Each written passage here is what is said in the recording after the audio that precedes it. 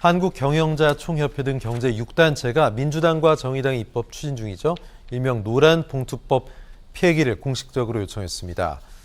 자, 경총 등 경제 6단체는 국회가 노란봉투법 처리를 강행할 때 법체계 근간이 흔들리고 노사관계는 돌이킬 수 없는 파탄에 이를 것이다, 이렇게 얘기하고 있습니다. 자, 헌법을 흔들고 노사관계는 파탄난다. 최 원장님 동의하십니까? 네, 일부 동의합니다. 왜냐하면 지금 바꾸자 하는 게 2조 2항이 사용자범위고 2조 5항이 노동재미범위고요. 3조가 이제 손해배상 청구의 제한에 대한 범위를 지금 정하는 부분들인데, 자, 이 부분이 노동상권을 위해서 꼭 필요하다면 기업에게도 방어권을 줘야 된다는 생각을 갖고 있죠. 그렇다면은 진짜 대체 근로를 허용을 한다든가. 근데 예를 들어서 사용자 범위나 노동재미의 범위를 우리가 넓혀 놓으면 이런 부분들이 있을 수 있어요. 사용자 범위를 넓히면 지금 자영업자끼리 소위 말하는 담합행위를 한다. 모두가 이제 사용자로 이 근로자로 이제 넓히면은, 자, 그런 담합행위 했을 때 어떻게 관리를 하겠습니까? 또 해고자에 대한 복직에 대해서 투쟁을 한다. 이거는 회사 경영에서 여러 가지 자료를 갖고 해고한 부분들인데, 그 부분은 또 어떻게 맡겼습니까? 정리해고 반대 투쟁하면 어떻게 됐습니까? 이것은 진짜로 방어권을 주면서 추진해야 될 법이지, 일방적으로 한쪽만 보고 가서는 조금 이 균형성이 굉장히 결여되는, 보니까 경제단체에서는 이건 불법 조정법이다. 이제 노동계 쪽에서는 진짜 사장이 책임져야 되는 진짜 사장 책임법 아니냐, 팽팽히 맞서 있는 상황이라고 보여집니다. 네, 경제 6단체 입장에 대해서 노동계는 발끈하고 있습니다. 오늘 민노총과 한국노총 또 양대 노총이 이른바 노란봉투법으로 불리는 노동조합법 2, 3조 개정을 한 목소리로 촉구하고 나섰습니다. 노동계는 하청 노동자 파업에 불법 딱지부터 붙이고 또 이를 근거로 노동자들이 목숨을 끊을 만큼 천문학적인 손해배상 폭탄을 제한하자는 게 어떻게 불법 파업 조장법이냐, 이렇게 항변하고 있는데요. 자, 윤 평론가님, 노동계 주장에 동의하시는지, 또 해외 사례는 어떤지 좀 궁금하네요. 네, 저는 그 노동계 입장에 전반적으로 동의를 하는 편입니다.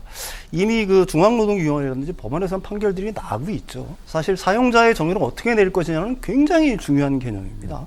가령 하청이라는 데도 특고, 비정규직, 이들 갖다 실질적으로 지휘하는 게 사실은 하청업자냐, 아니면은 원청이냐를 갖다가 할 때 그건 명확하거든요.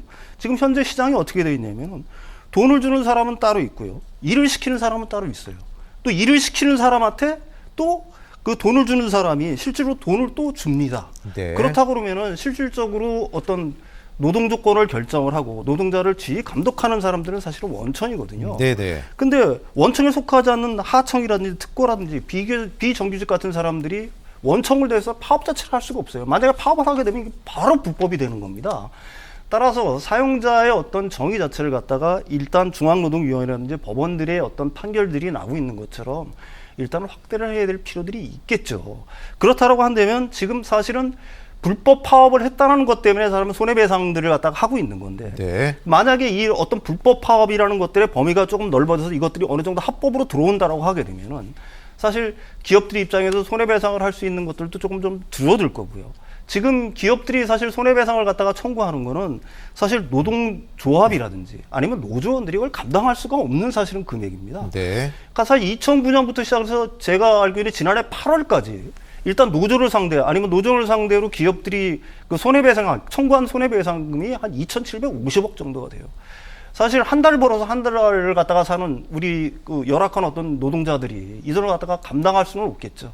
사실 이 부분은 기업들도 충분히 알 수가 있을 겁니다. 이게 노동조합이라든지 노조원들이 그 돈을 갚을 수 없다는 걸 알아요. 그런데도 왜 이렇게 엄청난 손해배상을 청구하느냐.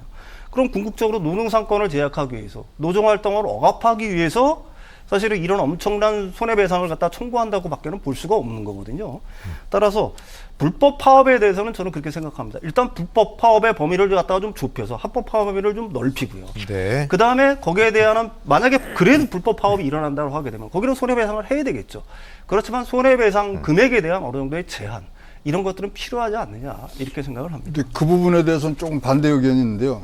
헌법에 나온 기본권 중에 국민들이 누려야 할 것 하나 중에가 제일 중요한 게 재산권이거든요. 네네. 근데 이 재산권을 보호하는 부분들을 노동 3권을 보호하기 위해서 한다 그러면 하나를 피해를 입혀서 가는 부분들인데 이거가 절대적으로 우리가 평행선으로 가야 되는 부분들이 예. 분명히 있다고 보여집니다. 그래서 아까 윤석열 평론가가 굉장히 강조한 부분이 불법이잖아요. 그럼 불법은 뭐냐? 현재는 합법은 근로조건 개선을 위한 쟁의행위만 하는데 이것을 그러면 합법되는 그런 쟁의행위가 어떤 건지를 명확히 하고 거기에 대해서 방어권을 주고 이런 균형 잡힌 부분으로 가야 되지 않겠느냐 이렇게 보여집니다.